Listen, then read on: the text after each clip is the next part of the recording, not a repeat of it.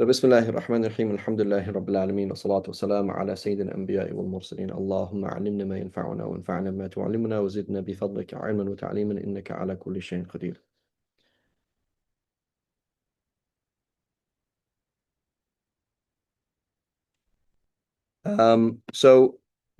One or two things. Number one, there are certain um, things that are sciences that happen in history of mankind or history of Islam where somebody starts the ball rolling and other people keep it going. Okay, so this class is called Islamic anthropology, which is kind of inaccurate for a number of reasons. Number one, it's more like sociology and not anthropology. That's number one. Number two, when you say Islamic, you would say, okay, what is this a kind of a is this a thing that Muslims is this unique to Muslims? Number one, is it actually Islamic or is it just a Muslim doing it, right? Just when a Muslim looks at something, that doesn't make it Islamic. You know what I'm saying? So it's not true to say that like Ibn Khaldun's analysis of society is Islamic anthropology. It's not really true to say that. More importantly, he's kind of a blip. Like the book is very, very unique, and then that's it. Like he comes, he says these things, amazing insights, really, really amazing insights, and then it kind of stops. So it's kind of a blip, right? Like imagine if Imam Shafi came along, wrote some things on law, and that's it. Like we just, whenever you want to find something about law, go read his book. But Imam Shafi then was followed by the Shafi'is, and then there's like 10,000 people working on this science, right? So you get the ball rolling. So here we just see a ball rolling by itself. Like it's just Ibn Khaldun, right? I'm sure there's other people who've spoken about these things. Um, some Islamic philosophers building on Greek philosophy kind of like have spoken about some of these things, but it's not so to call it Islamic, it gives a sense of there's like lots of Muslims. It's actually based on Islam itself and it's actually anthropology. It's not really. Okay, so it's kind of a bit of a caveat there. That's number one. Um, I don't know, basically, because it's kind of just unique, right? So some people, sometimes there are things like that, like an animal that comes into the history of animals, and it's like this animal came in and then disappeared, and I think really that type of animal never really came back, right? Things like that happen. Um, the other thing then, just a general point about history, and we were talking about this just now in the Sira class, is the importance of history, right? And how, if you look at modern curricula in most countries in the world, and particularly in the West, right, history is not emphasized, right? And so here's a question. Let's ask, what is the hardest topic at school? Like when you're doing your high school, what is the hardest topic? Math or science? Is that correct? Physics. Anything else? Science. Okay. So in reality, science is not as hard as English literature in reality, right? In reality, history is super hard. Like I remember doing my GCSEs, that's when I'm 16, right? I had to write an essay on the interplay of the factors that led to the end of Vietnam. That was super hard, okay? Super hard. And I'm somebody who was good at maths and science, and I was good at the arts as well, okay? It was super hard. I think I got an A in history. I did not get an A star. I got an A. I got double A star in science. I did not get an A. I think I got an A in history, not A star, because it's really hard. Okay, it's a really hard thing to do to analyze these things. It's really difficult. Okay, English literature is super hard, right? Imagine if I'm going to sit down, for example, let's get our Hispanic guys, okay, and we were like, let's sit down and talk about literature in the last 50 years in the Latin American world and the effect of Spanish on English literature in Latin American speaking people in North America. Oh my God, that would be hard, right? So you're going to find authors that have a Latin American background, but they're writing in English. And how does their Latin American thing affect their culture and their genres, the subgenres? It's a really hard thing. So the arts are really, really important and they're really, really hard. But what you do when you want to manipulate a people is you do two things. You cut out their history, de-emphasize history, right? So history, and you attack language. So when we see in the world that maths and science are really, really hard and promoted, it is not because they're actually harder than language arts and history. It is because we made language and arts less important. We don't want you to know about your history, and we don't want you to know how to communicate. So we're manipulating you. This is social engineering. You are a worker ant. You are a worker ant. You don't need to know where the queen ant came from or where she's going to go. Your job, right? Ours is not to wonder why. Ours is but to do and die. I want you to come in, make money, get in debt, or first get in debt, make money and die. That's your goal. You're a worker ant. You don't need to know about history and you don't need to know about language. That's not important. Rewind and you look at all the politicians, they're all poets, literature, history. That's what you do. Like you go to Eton and then you go to Queen's College, whatever. You go to whatever it is, Oxford, and you study history or Latin or the classics, and then you become the Prime Minister of England. That's how it used to be, right? That's what you do. So all politicians know about history because if you know about history, you know what's going to go on. Right? Like you know how the world works, right? And you know how to, and you know about language, you know how to use language. It's important, right? So the war that we are seeing fought on the arts and history, so language arts, communication, writing, poetry, grammar, right? And the war on history, this is a war that is because we are being made into worker ants. Okay, that's why this is such an important thing to do, right? And I've seen this so painfully in the Islamic world, in the Muslim world in general, and then in fiqh and stuff like that, right? So give me 1 second, please.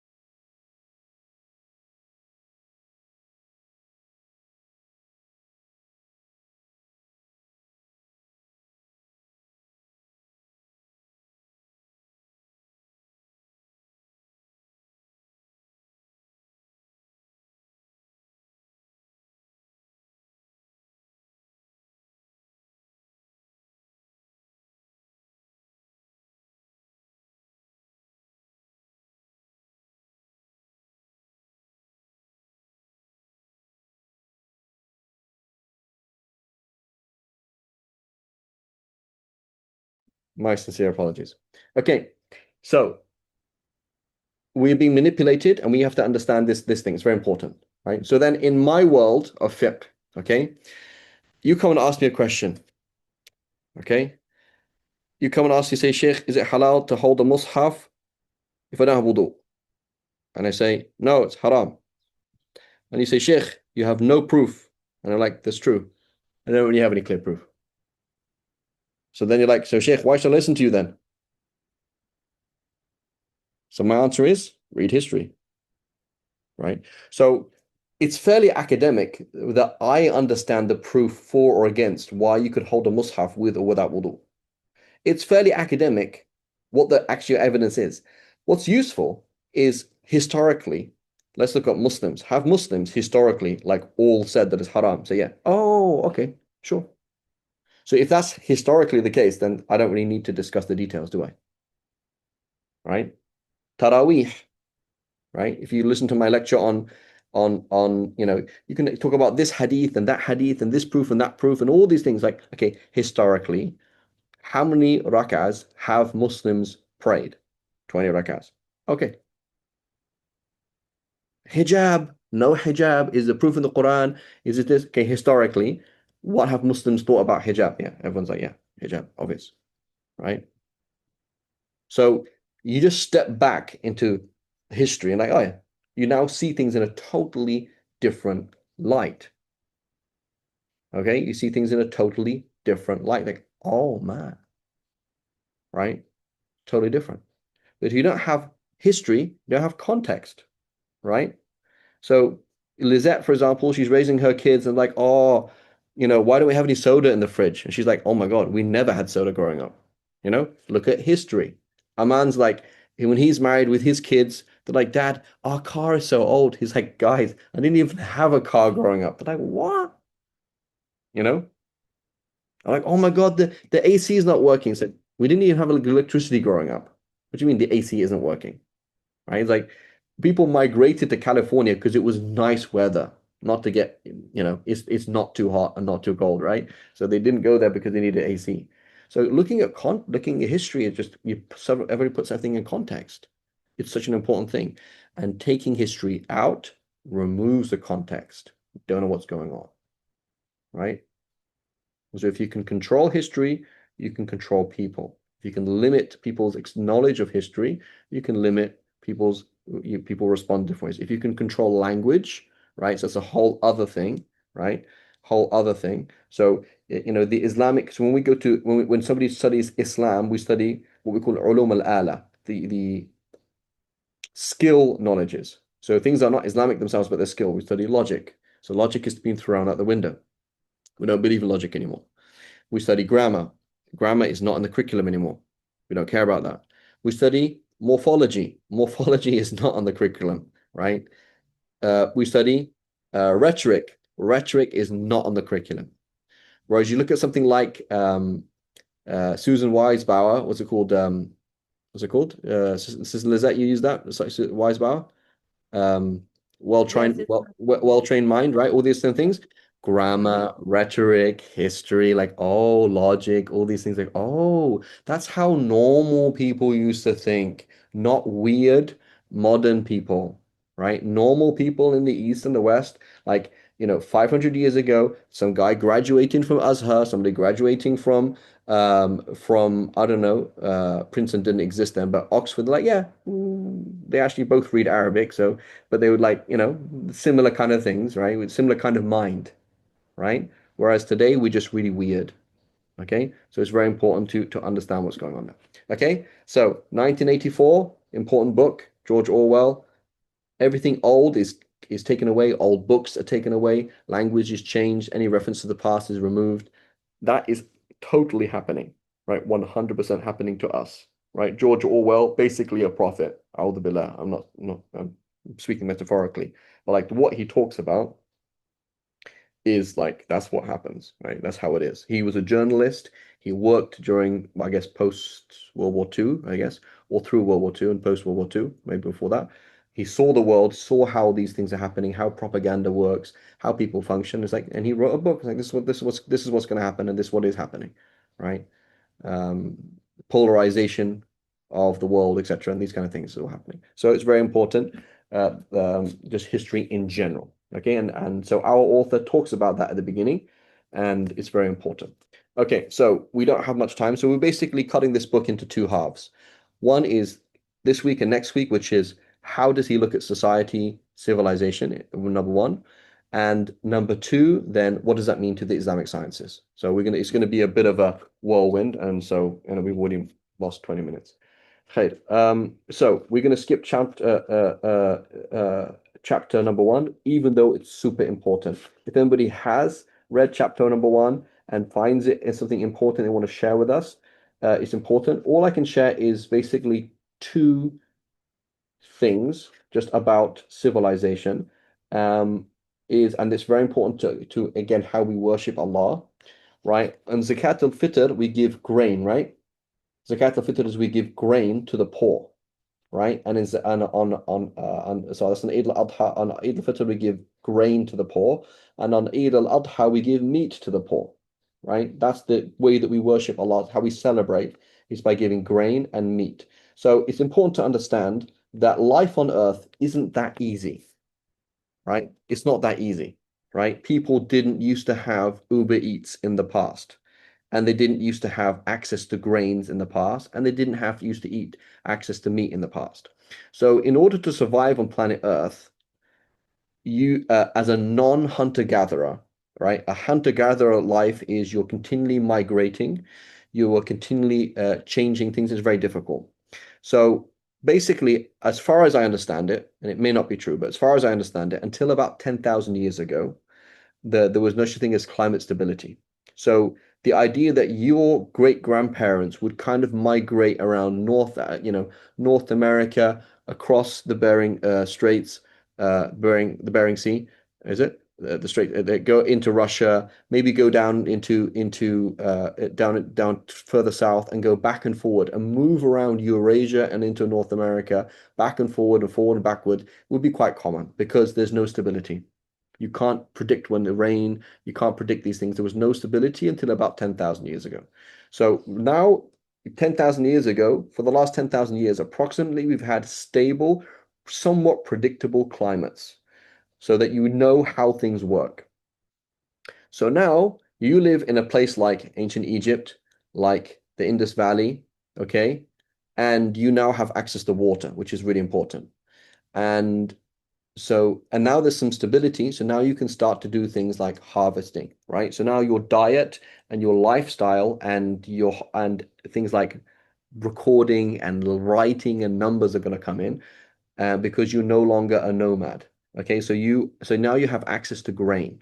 So that's a really important thing, right? Access to to access to regular and somewhat predictable access to grain is really important, right? In the Lord's Prayer, give us this day our daily bread, right? Why is this prayer? It's like, yeah, access to bread is really important. Like we actually have grains. That's a really important thing. Okay, so it's a huge change in like the history of man, like, oh, regular access to grains. Okay, and that's why we celebrate and we give to the poor on Eid al-Fitr, we give them grain, like here, have some food, right? That's not everywhere and it's not always easy to do. Okay, so there's certain places on the earth you can do that with certain grains, but it's a bit easier. The next problem, so we have access to grain. Now we have to have access to protein and fat, right, through animals. That is also not easy. So most animals on planet Earth are not domesticable. That's why we have a bunch of crazy people who live in -50 and they're called the Inuits. Because actually, if you go and live in this crazy place, right, where they actually have a lot of access to protein. So it's a totally insane thing to do. You give birth in -50, right? Your child goes blind because of blizzards, right? You're in the middle of nowhere and there's no trees and nothing, but there's access to a lot of protein. So that's the reason why they're there. Okay. So if you're not in a place like that, you need to domesticate animals. And domesticating animals is not easy. So if you look at the Americas, what animal did they domesticate in the Americas? Do they have cows? Cow. No, they don't have cows in the Americas. So in South America, Central America, North America, they do not they have cows now. They didn't have cows back then. What did they have? Bison. No, they did not have, but you cannot tame the bison. That's the problem. Yeah, you can't tame them. Yeah. You can't tame them. So you want to have, I want to have a piece of meat today. Go, y'all go hunt it then. So the amount of energy that you have to expand it, they did not have horses either. Horses evolved in the Americas, but they were brought by the Europeans. Dogs, they used to eat dogs.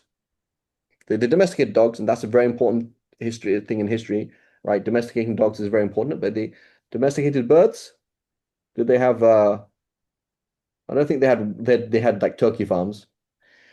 As far as I know, in my limited understanding, in the Americas, they had llamas and alpacas, right? And they also had the little what is it? It's a little rodent you have as pets today. Hmm. Ferret? No, no, no. It's in Central America. Uh, Guinea pigs? Guinea pigs, yeah. So so they used to eat them, right? So then what they used to do is keep them with the corn, and then they would eat the corn that falls on the floor, and they used to eat them. Okay, so that's your standard normal access to protein is killing a llama and eating it, and eating a guinea pig. That's what you have access to. In order to eat bison, you have to go on the hunt, which is really hard. So read the book. What's it called? Um, Black Elk Speaks, right? Black Elk Speaks, right? That's a really like an autobiography of some of the last Plains Indians, and the buffalo hunt is crazy. It's insane. It's very dangerous. So it's not a normal, easy way to get access to protein. Okay, so you live a life that's really on the edge, right? Right? So I think it's further down. Llamas are further down, perhaps, right? So you look at the Americas, the whole of that huge two continents, they have like one thing that's one megafauna, one large animal that they eat, which is basically llamas, alpacas. That's about it. So it's actually quite difficult to have a civilization. Okay. Now we go to Europe, Africa, Asia. They actually exported Indus Valley water buffalo like about 4,000 years ago into Turkey, on Anatolia, and into Egypt. They didn't have access to them. So the Cape buffalo is not domesticable. So you're in the whole of Africa. In the whole of Africa, the only thing you can domesticate is a donkey. That's it. So they had access, the ancient Egyptians had access to donkeys, but that's about it. They used to domesticate or force feed hyenas, right?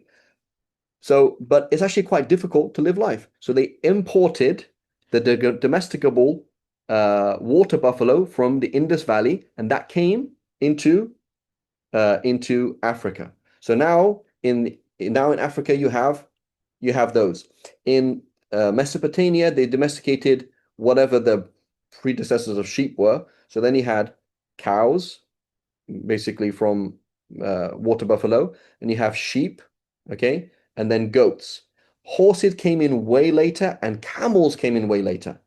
So that means life in Arabia was not possible for a long time because you don't have a camel, you can't survive. It's not possible. You can't live there. Can't do it. So you have to understand a lot of these things are very, very new, right? If you look in ancient ancient Egypt, it's like originally they're fighting with donkeys. They're attacking, like a huge army from Egypt is going all the way into Iraq to have this huge battle with a bunch of donkeys. That's all they have. They're not fighting with horses, right? So then horses come from Central Asia, and horses are eaten in Central Asia, and they're also source of food and other uses later on, right? But a lot of this is very new, very new. So life on planet Earth, meaning I want to wake up in the morning and have a ham sandwich. Where are you going to get the bread from? Very, very hard. You're going to get the meat from, not a ham sandwich. What's it called? Hamburger, right? I want to have a hamburger. It's very difficult to have a hamburger. So this thing about surviving, getting enough protein, carbohydrates, water, is actually really difficult. It's really, really hard. Okay, so that's just one general picture. So we're looking basic over the last 10,000 years.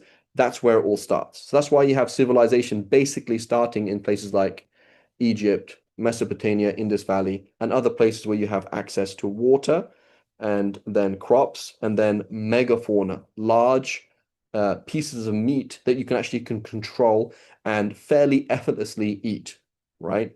That's a kind of a whole problem that you have to deal with, right?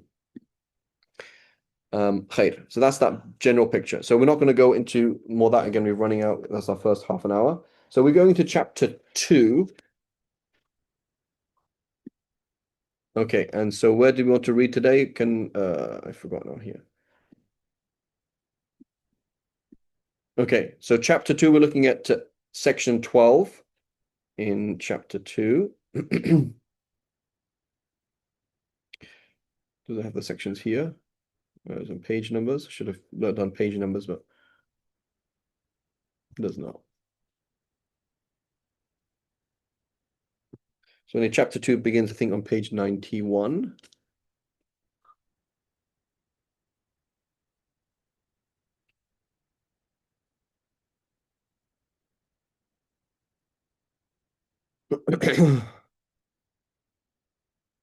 Doesn't seem to be it doesn't seem to have the same page numbers, does it? It does not.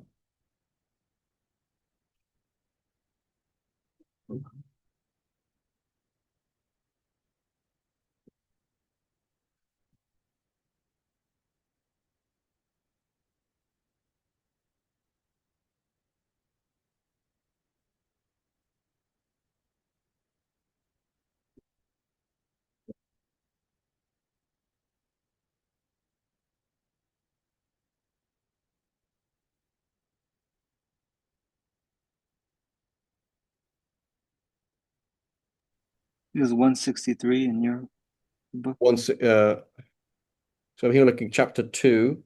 I can't see these. Here it's got like 10. Not sure if this is It's in that PDF. It's 163. 163 is the beginning of part 12. No, chapter 2. Sorry. Okay, so I think it's going to be somewhere around here then. Yeah. I think it's going to be somewhere around here because here I can see this title 4, 9. Yeah, I think this is it, inshallah. Yeah, 178 should be. Yeah. 12. Is that right? Okay, so this is chapter 3. This is chapter 3 already? I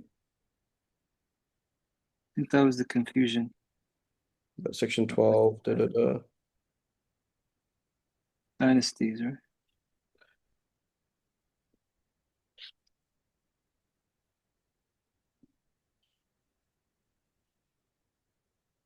Yeah, this is it. That's the right thing. Dynasties have a natural lifespan span like individuals. Yep, that's it. Okay, so Bismillahir Rahmanir Rahim.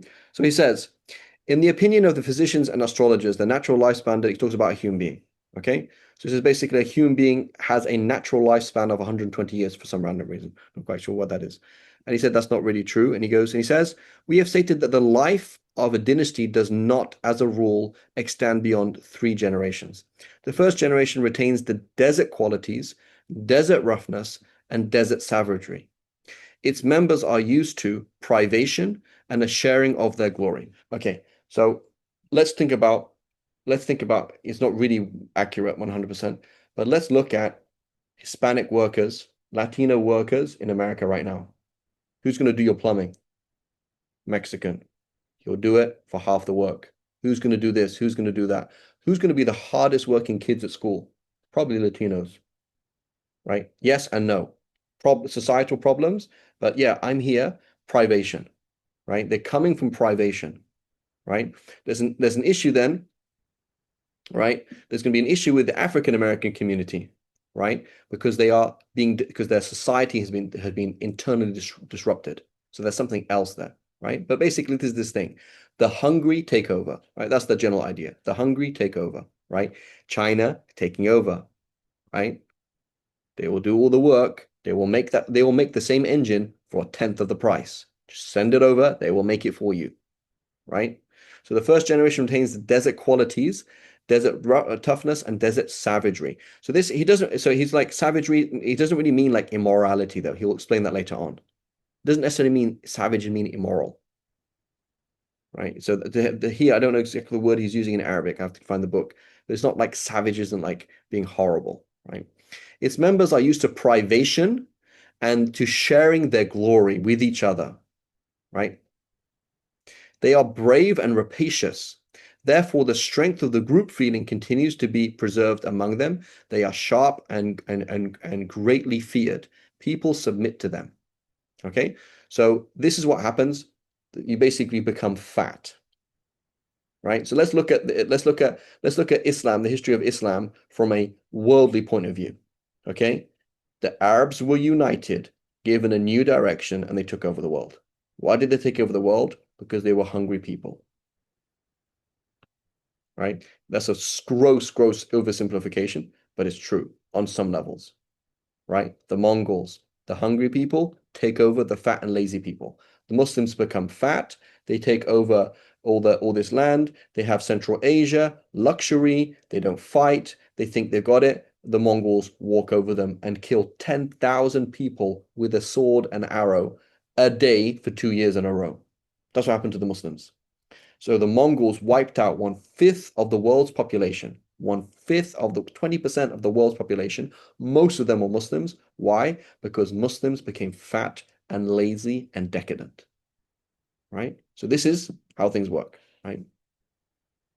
Under the influence of royal authority in the lifespan of ease, the second generation changes from the desert attitude to sedentary culture, from privation to luxury and plenty, from a state in which everybody shared in the glory to one in which one man claims all the glory for himself, while the others are too lazy to strive for glory because you're fat and lazy anyway. You don't need to fight for food. You don't need to fight for survival, right? Give me power and I will give you a salary of $50,000 a month, $100,000 a month. So this is the Arab world right now. How is the Arab world controlled? Many of the Arab world controlled is basically keep you wealthy so you don't object. Okay, that's what's happening. Keep you lazy and wealthy so you don't object. Okay, right? So it's so luxury and plenty, from a state in which everybody shared in the glory to one in which one man claims all the glory for himself, while the others are too lazy to strive for glory. So this is how we are controlled in many countries. If the American people, right? Most people here in this class from America, right? You're either American or you are from you're in America or you're from America, right? I know Azhar is not, right? But basically most people's in America, right? So if the average American could not eat and drink, they couldn't do what they're doing. They wouldn't be doing what they're doing in Iran and Gaza and all these things. They wouldn't be doing that. But what you do is people are wealthy enough so they don't complain. Go ahead and spend $8 billion, right, on another country. I don't care. Because enough of us, not all of us, but enough of us are being fed. So we're not going to complain. So that's a very important thing, right? I lived in Jordan, same thing. You keep Jordanians just things are just stable enough, right? Enough people or significant people are wealthy enough to survive. People are not rioting to the country stays stable, right? That's what they do. Keep you, they don't want absolute poverty because absolute poverty will result in change. We don't want change. Okay, so this is how it is. Thus the vigor of group feeling is broken, right? It is not us anymore. The tribe is no longer there.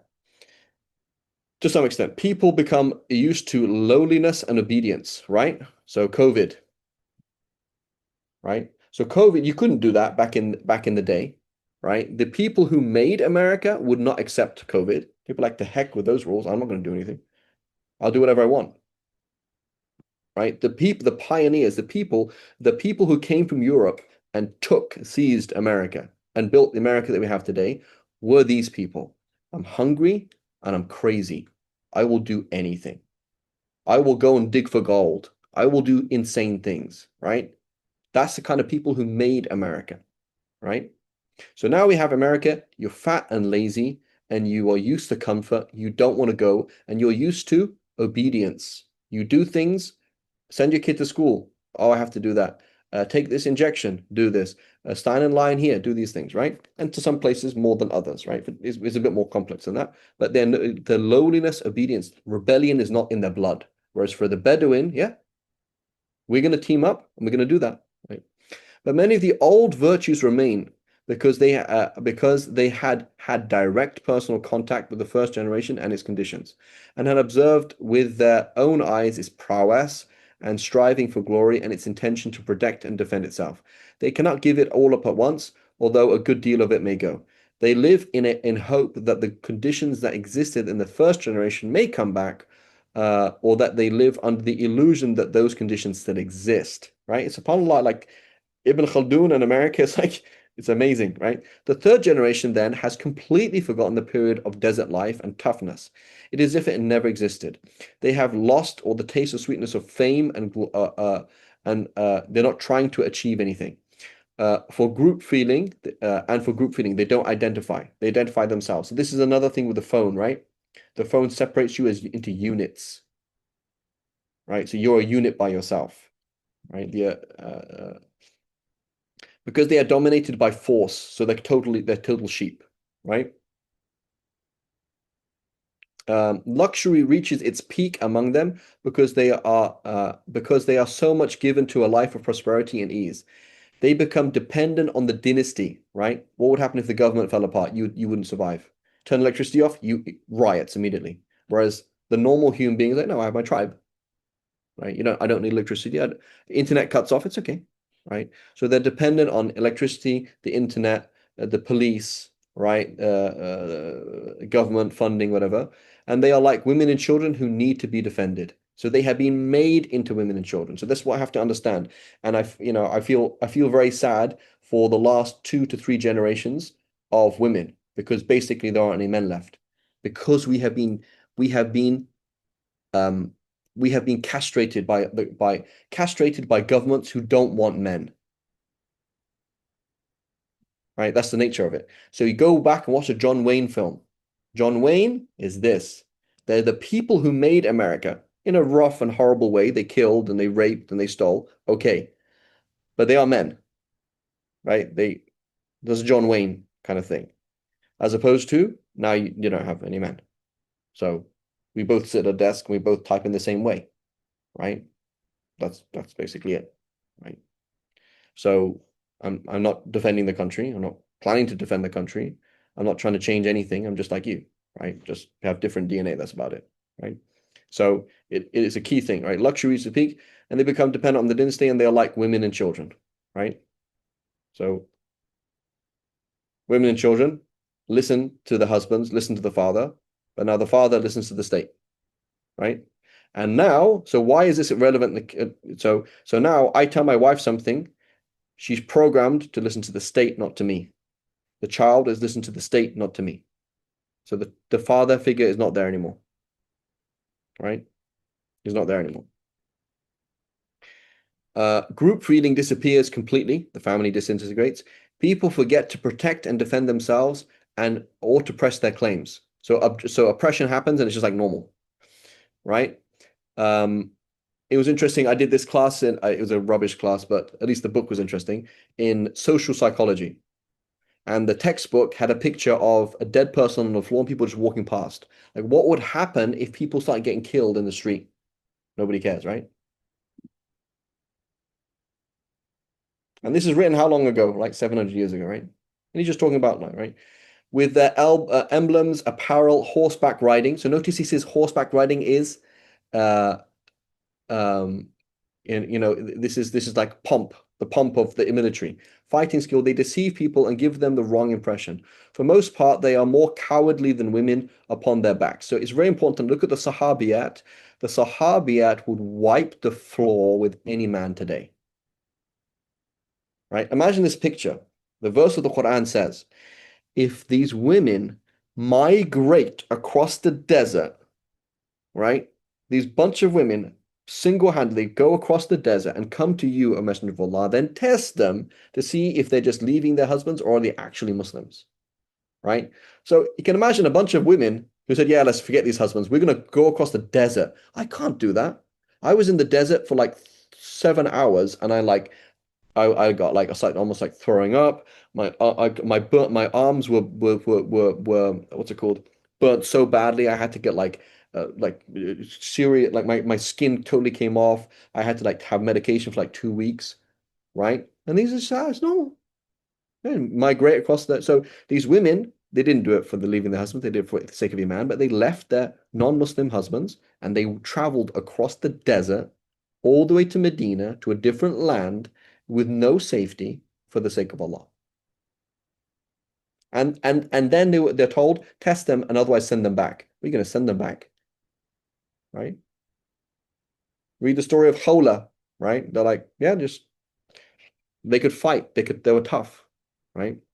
A woman in the past, she can slaughter a sheep by herself. Now you can't even kill a chicken by yourself, right? So there's this fundamental thing that we have to see. Go to the, so again, with the Hispanic culture, you will see it. You go back home and it's like a different planet. It's like, oh yeah, down south, yeah, this is where we're from, right?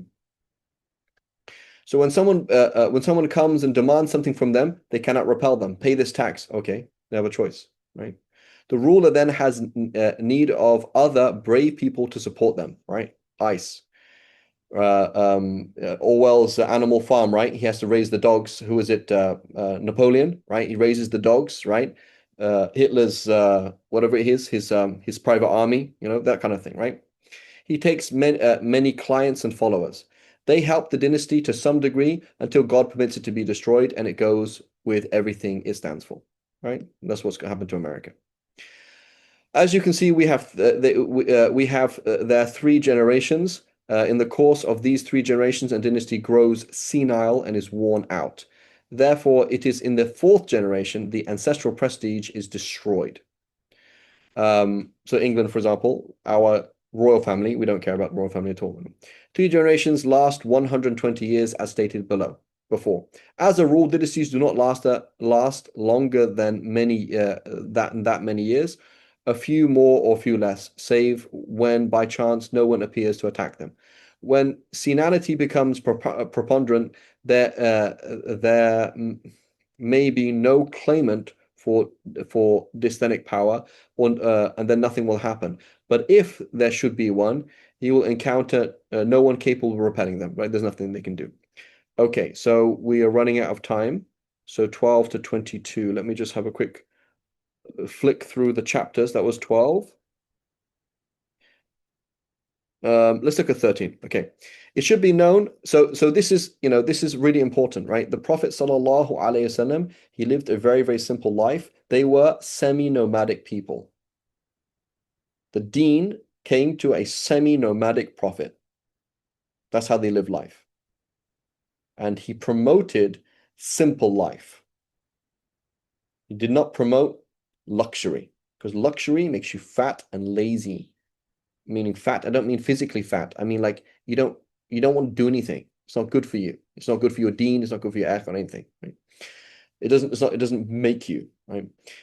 It should be known that these stages are natural, the growth of dynasties, etc.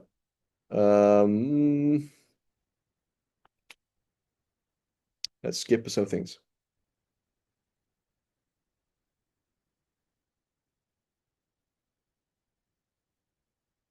So it says here, something of the sort happened to the Arabs during the conquest by which they came to rule the Persians and the Byzantines, and made their daughters and sons their servants. At that time, the Arabs had no sedentary culture at all. The story goes that when they were given a pillow, they supposed it was a bundle of rags. They didn't even know what a pillow was. The camphor they found in the treasuries of the Persian king was used by them as salt in their dough. There are so many similar things. The Arabs then enslaved the people of former dynasties and employed them in their occupations and their household needs. From among them, they selected skilled masters of various crafts and were in turn taught by them to handle, master, and develop these themselves. In addition, the circumstances of the Arabs' life widened and became more diversified. Thus, they reached the limit of respect. They entered the stage of sedentary culture. So if you look at the end of the Umayyads and the beginning of the Abbasids, this is what you see, right? So you start to see wine poetry coming back, homosexual poetry coming back. So, let's ask our Hispanic, like in Mexico, right? Let's go to a Mexico farmer. How many homosexuals are there in a Mexican farming culture?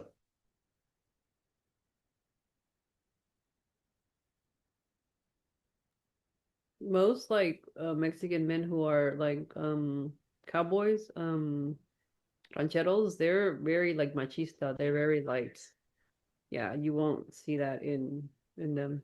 Right? Whereas I go to San Francisco City, you are a place where there's lots of wealth. You are not thinking about how to physically defend yourself, nor thinking having boys, right? In Hispanic culture, do people like boys more than girls? Yes. right?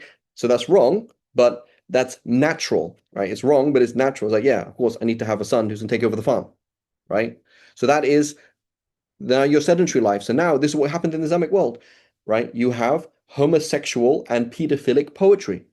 You can study it now, it's there, right? It's a reality, right? You have wine poetry, zina poetry, right? uh this whole thing happening, and then you have a reaction to that. You also have poetry about zuhud. So people start talking about zuhud and unattachment to the dunya because everybody is into the dunya, right? So you go in, let's say 300 200 years, 300 years, 400 years after the Prophet ﷺ, the Arabs are the wealthiest people on the face of the earth. You go to Baghdad, Central Asia, Egypt, it's insane. You see things, kind of wealth that no one else has. And all the literature talks about it. One of my lecturers at university, his PhD was on that. Signs of pomp and luxury in early Abbasid literature. Just like things that you say, like that's just their life. This is what they talk about. The kind of food, the this, the this, this. We did a whole story about it, right? Whole story about like this kind of thing. Music comes in, right? So the Sahaba, like, they talk about a sieve. They didn't know what a sieve was. They said, how do you used to make flour? So we used to blow it, just blow the chaff. Like, so the wheat was hard, right? The wheat was hard. It had lots of fiber. Now we have white bread, rubbish for us. So they had real food, right? Luxury and refinement in food, drink, clothing, building, weapons, carpets, household, music, and all the commodities, right? So when, this is important, when you say, oh, look at beautiful Islamic Spain, they had a statue of a lion that spurted out water every 1 hour, and we don't even know how they had the technology to do that. That is not actually good. It is haram by consensus to do a statue of a lion. So that's not something to be proud about.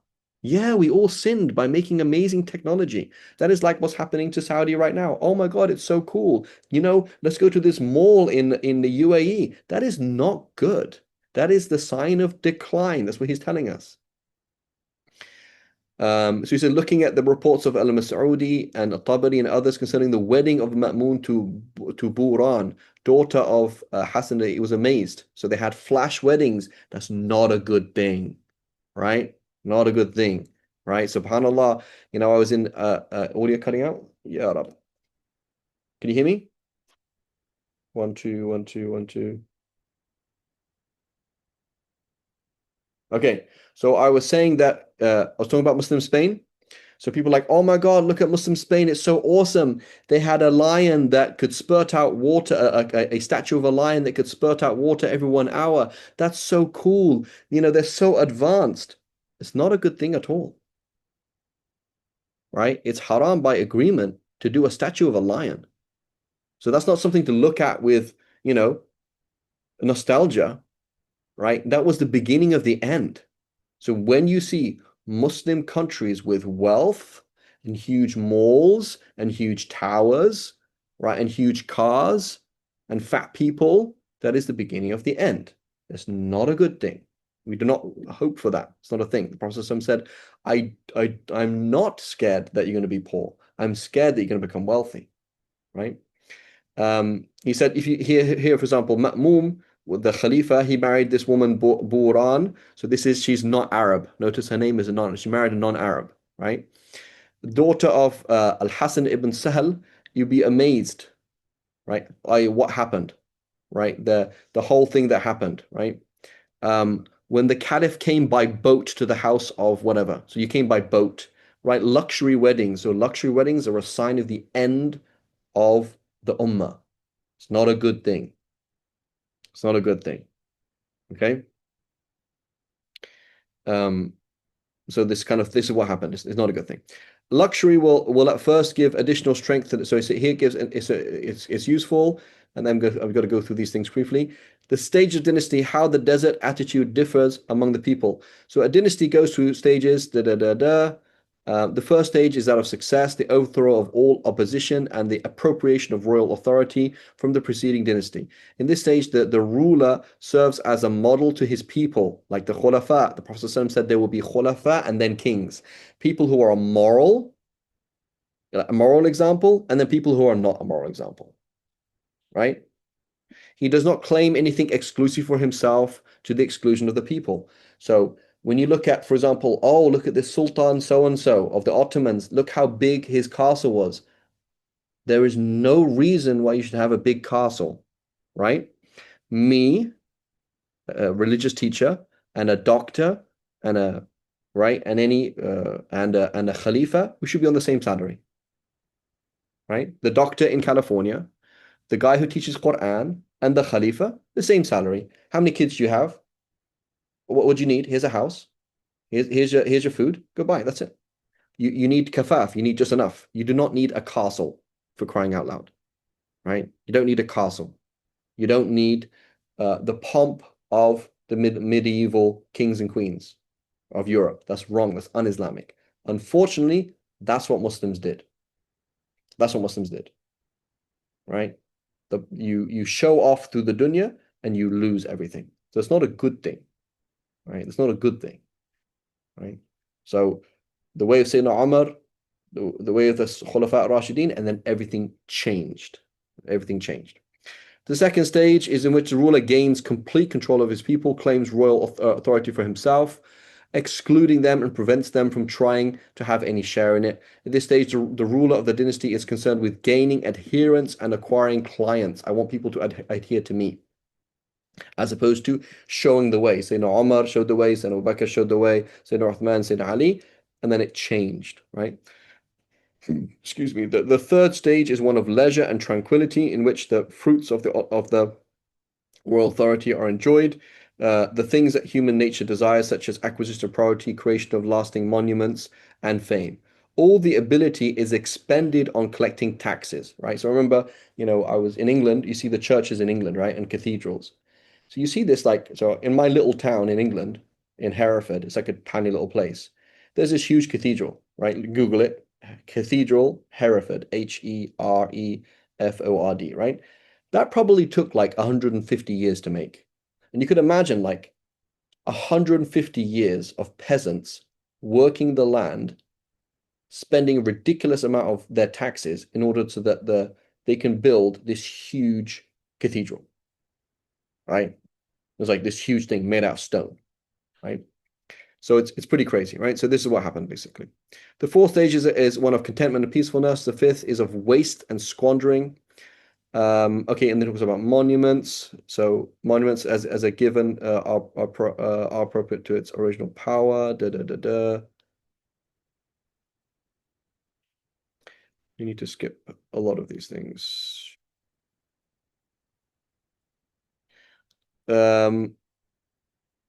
Okay, so then the ruler seeks the help of clients and followers against the men of his own people and group feeling. Notice America right now. How'd you become the president right now?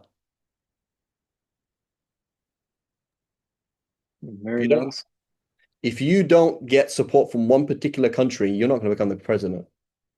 So notice that. You need to have that private conversation and show them that you're aligned with them, right? You're not going to get in power otherwise. So notice that. So in order to control the American people, you need another country on your side.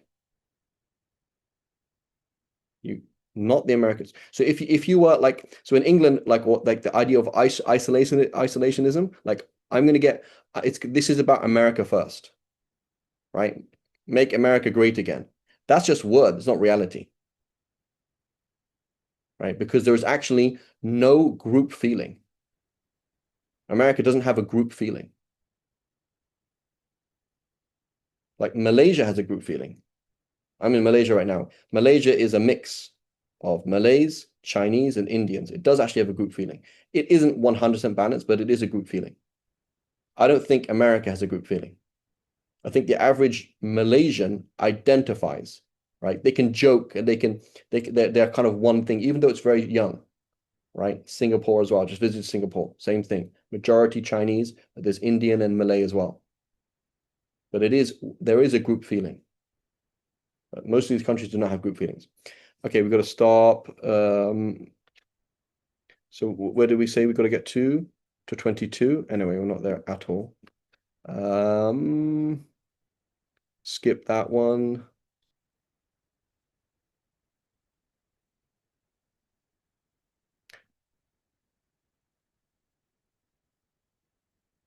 Okay, we can skip that. Okay, here. Exaggerated harshness is harmful to royal authority and in most cases leads to its destruction, right? Like ICE, right? So you look at ICE, what's happening with ICE right now. Look at Animal Farm, right? That's what they do. Like, look at the oppression in the Arab world. That's what you do, right? How do you stop your stop how do you manage at the end of your dynasty, at the end of your country, is you start basically torturing people and detaining people and these kind of things, right? So exaggerated harshness is harmful to the royal family and is in most cases destructive, right? That's what happens, right? Because you can't function any other way. Okay, so let's start here, inshallah, next week. The meaning of caliphate and imamat, inshallah ta'ala. We'll start from here next week, inshallah, because it is important. Okay, everyone's happy? Everyone's got the general idea? So basically live in a tent, right? And marry an Inuit, right? That's what you should do. Upshot.